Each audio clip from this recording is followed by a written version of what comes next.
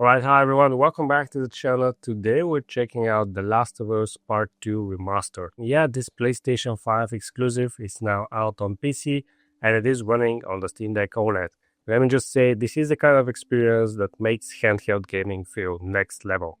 You've got full controller support, pretty smooth performance, or at least pretty stable.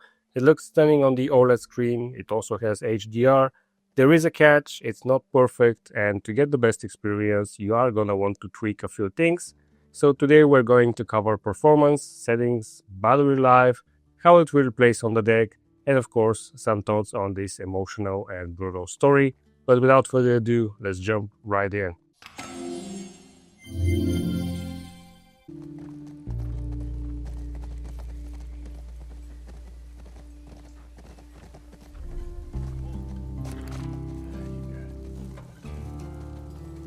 Now, The Last of Us Part 2 doesn't really need an introduction, but for those unfamiliar, it's a narrative-driven third-person action game developed by Naughty Dog, and you play mostly as Ellie, navigating a post-apocalyptic world filled with infected, hostile humans, and moral gray areas that will mess with your head. This remastered version brings quality-of-life updates and some cool extras, but don't expect drastically better graphics from the original PS5 release. Still, seeing all of this run portably on the Steam Deck, that's a pretty big deal. What's this? Some folks call this thing here a guitar. Funny. Now let's talk performance, because this game is Steam Deck verified, but it's still a demanding title. Now with everything set to low and using FSR 2.1 to either ultra performance, or in dynamic mode, you're getting a very playable experience. The game aims for 40 FPS and you'll see it occasionally hit that, especially indoors, but realistically it fluctuates between 28 to 35 FPS. Now to keep things smooth and avoid jarring frame drops, locking it to 30 FPS is the way to go. It provides a more stable experience and preserves the cinematic feel the game is known for. I haven't had any crashes or issues, and there are a ton of options you can customize to tweak it as needed, but I think keeping it on the lowest and using FSR set to dynamic is probably the best way to go.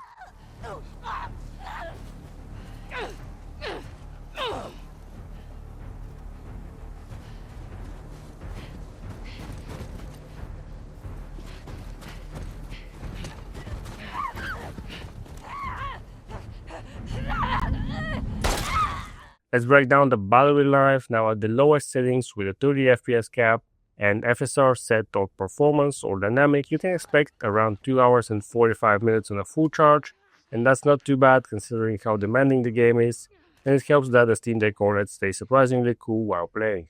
Now on the LCD, you can expect just under 2 hours for the same settings, and if you decide not to cap the FPS, you're looking at about 2 hours and 30 minutes on the OLED, and about an hour and 30 minutes on the LCD.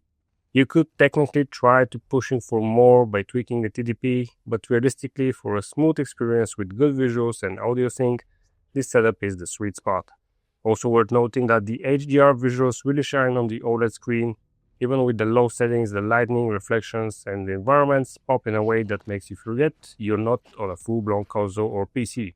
Another great thing is that you can play completely offline. There's no internet required once the game is launched, and unlike earlier Sony ports, you don't need a PSN account to get started.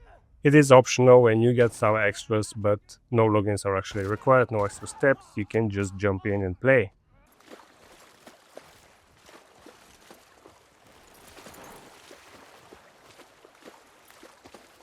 Come on. This way. Right behind you.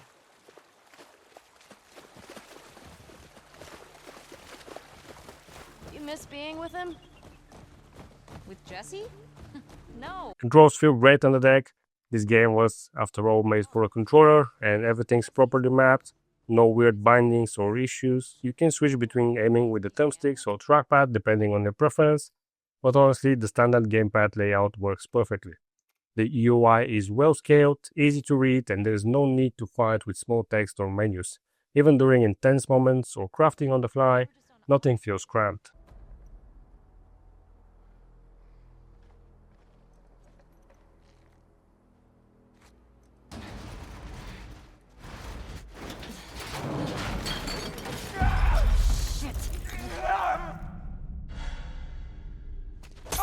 Did you know that only 3.7% of people watching these videos are subscribed? That's lower than Ellie's chances of finding peace in this world. So if you're enjoying this kind of Steam Deck content, consider subscribing. It really helps the channel grow, and I've got a ton more videos to show you. Promise me that you won't laugh. I won't laugh. I won't. I'm trusting you.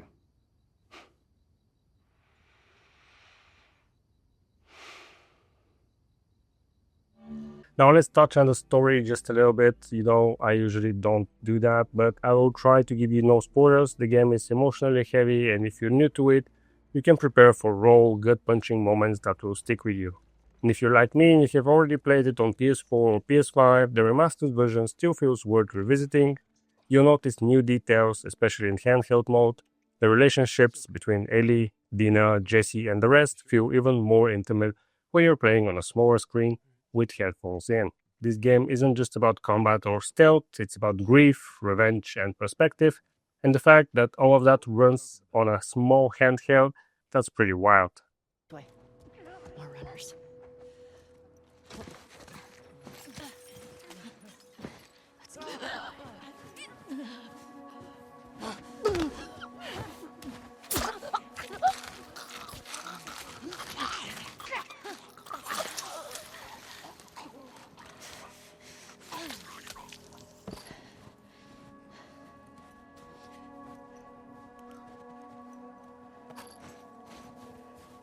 Over there.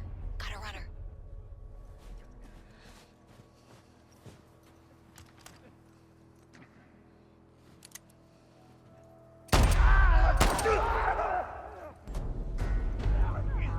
So is The Last of Us Part 2 Remastered worth playing on the Steam Deck? I think so. It runs well enough, it looks beautiful even at low settings, and offers a console quality experience on a portable screen. You'll need to be realistic with expectations and lock the frame rate, but once you do, it's pretty smooth sailing. Now let me know what you think in the comments. If you enjoyed this video, don't forget to hit the like button. Thank you guys for watching, and I'll see you in the next video.